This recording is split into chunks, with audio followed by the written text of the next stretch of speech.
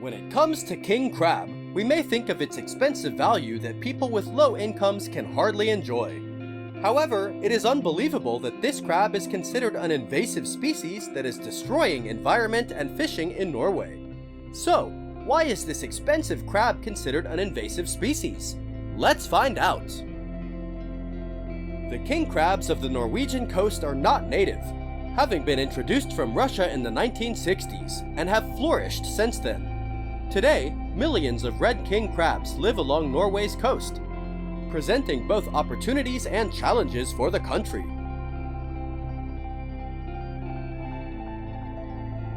The rapid growth of king crabs poses a serious threat to Norway's marine ecosystem. These crabs are voracious carnivores, consuming a wide variety of bottom-dwelling organisms such as mussels, sea urchins, and small fish. Their feeding habits disrupt the ecological balance of the local marine environments, leading to a significant loss of biodiversity. This particularly affects species that play an important role in the food chain or contribute to the health of the seabed, such as kelp forests and coral reefs. Fishing communities in northern Norway have experienced both positive and negative impacts from the king crab invasion. Along with the negative impacts on the ecosystem, king crabs have also had a negative impact on the economies of fishermen in the region. King crabs tend to displace other marine species, leading to reduced catches of fish such as cod, haddock, and halibut in some areas. This has created a new form of competition among fishermen, where traditional fishermen are struggling to maintain their livelihoods.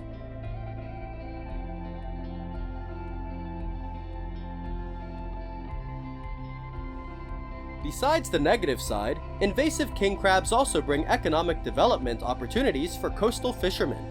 The most obvious positive trend in the red king crab invasion is that it also opens up new economic opportunities for people in the area. Crabs are a high-value commodity in the global seafood market, especially in Asia and Europe. In Norway, king crab fishing has become a lucrative industry, attracting both local fishermen and international interest. The high market price of king crabs have turned the invasion into a profitable business, creating jobs and economic benefits for coastal communities.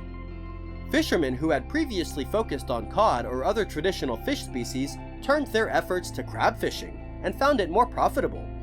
This led to the development of specialized equipment and methods for catching and processing these large crabs, further boosting the local economy.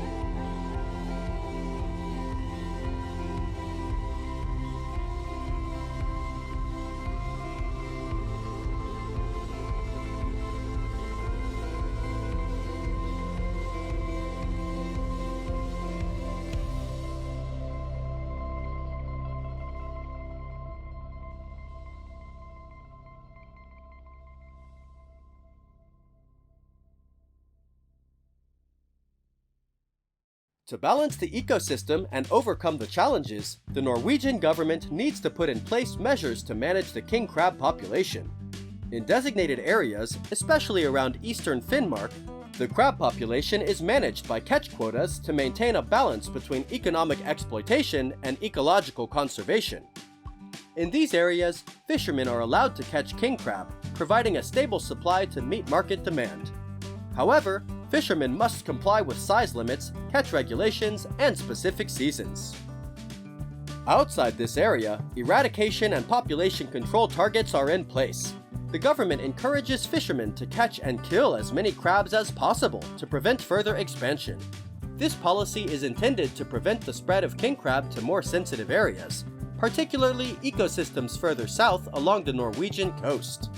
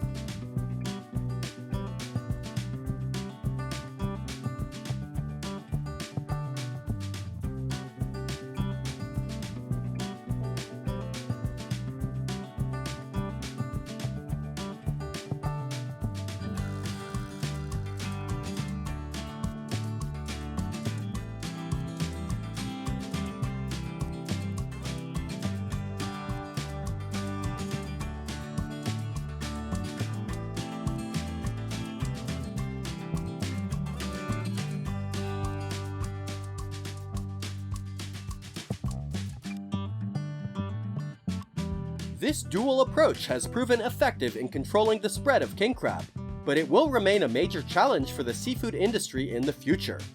Currently, demand for the asset, especially king crab, remains high, so the king crab fishery is likely to continue to thrive.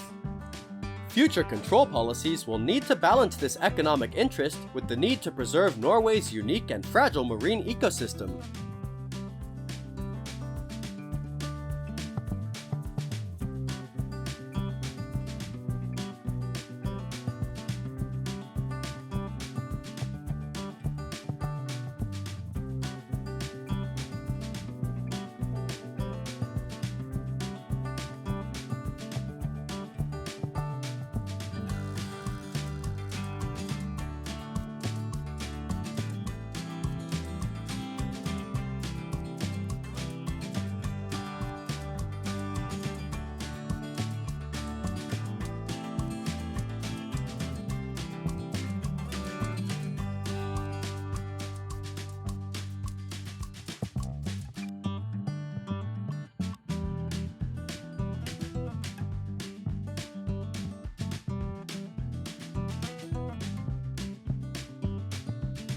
The Norwegian government's management of the invasive red king crab is a combination of economic use and ecological management.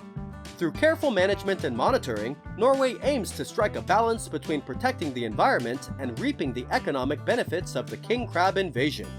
However, vigilance is needed to ensure the long-term sustainability of both the environment and the fishery.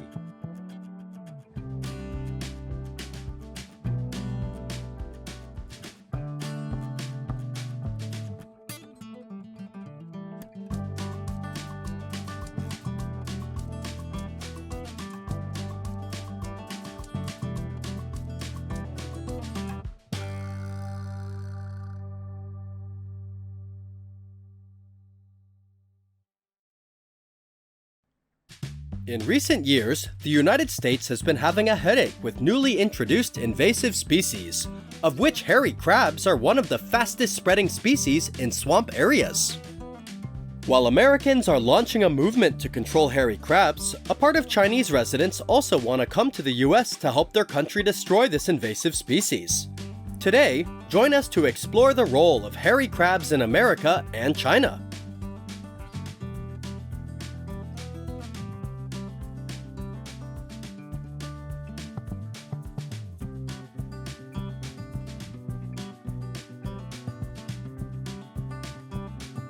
Thousands of years ago, the field crab farming industry developed in China. They were considered one of the dishes for aristocrats and landlord families. To this day, the Suzhou and Songjiang areas have become the most famous freshwater crab production areas, inseparable from the development of lakes and fields. The cost of each hairy crab can be up to 60 yuan, about $10 each, and depends on the season. Because the weather in regions changes with the seasons, it is difficult for the hairy crab farming industry to raise it all year round, so out-of-season hairy crabs will be more expensive.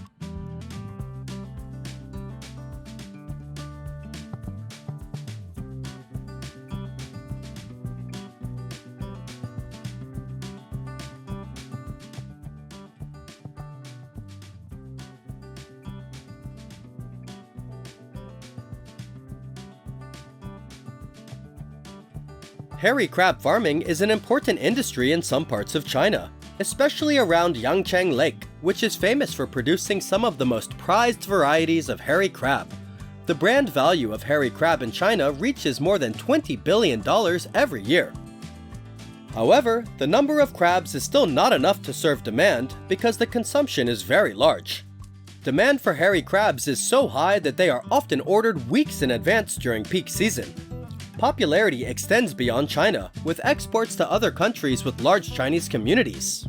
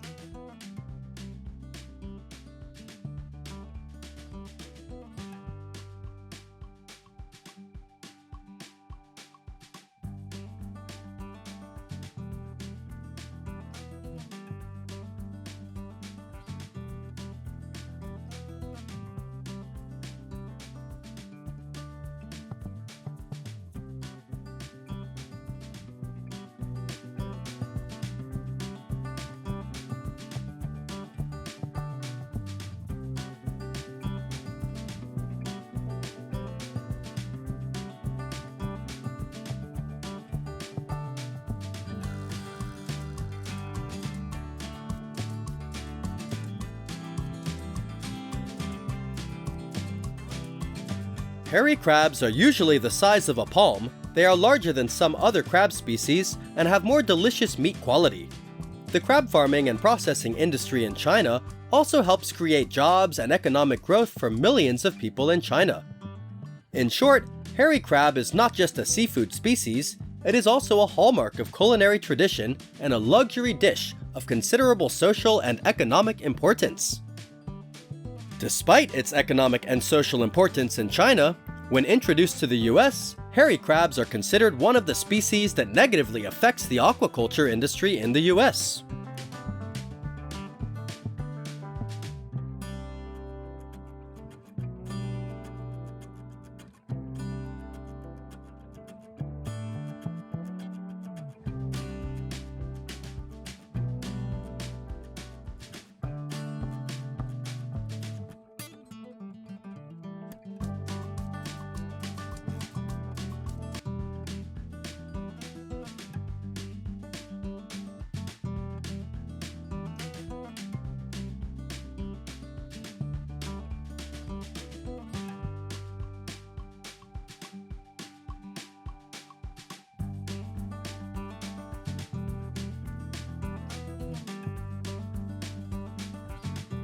Chinese hairy crabs were first developed in the San Francisco Bay Area in the early 1990s. They have since spread to many rivers and estuaries along the West Coast and have also been discovered in the Great Lakes and Mississippi River region. In areas where hairy crabs are abundant, their burrowing can damage irrigation systems, affecting agricultural productivity and increasing maintenance costs. Additionally, crabs can become entangled in fishing gear such as nets and traps, which can reduce the effectiveness of commercial and recreational fisheries. In some cases, fishermen have reported significant losses due to damage to fishing gear caused by hairy crabs.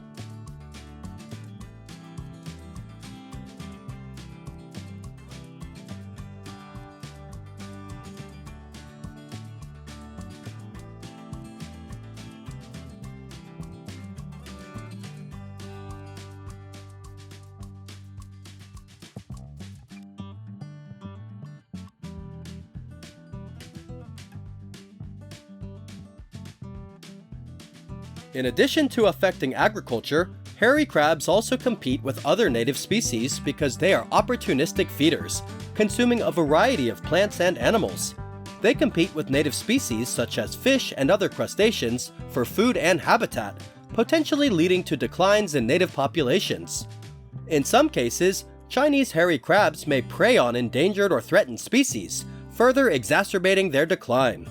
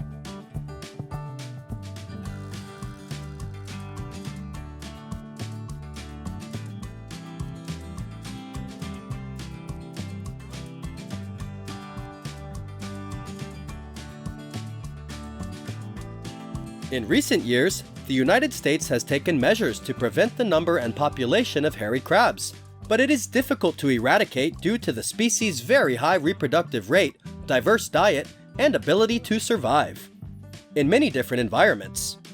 Efforts to control hairy crab populations have had only limited success. In response to the invasive threat, the United States has implemented regulations prohibiting the importation, transportation, and possession of live Chinese hairy crabs. Enforcement of these regulations is critical to prevent new introductions and limit the spread of existing populations. Faced with that situation, thousands of Chinese people have offered to come to America to help them destroy hairy crabs. And they were also very surprised when in their country, hairy crabs were very expensive and popular, but in America, they could only be thrown away.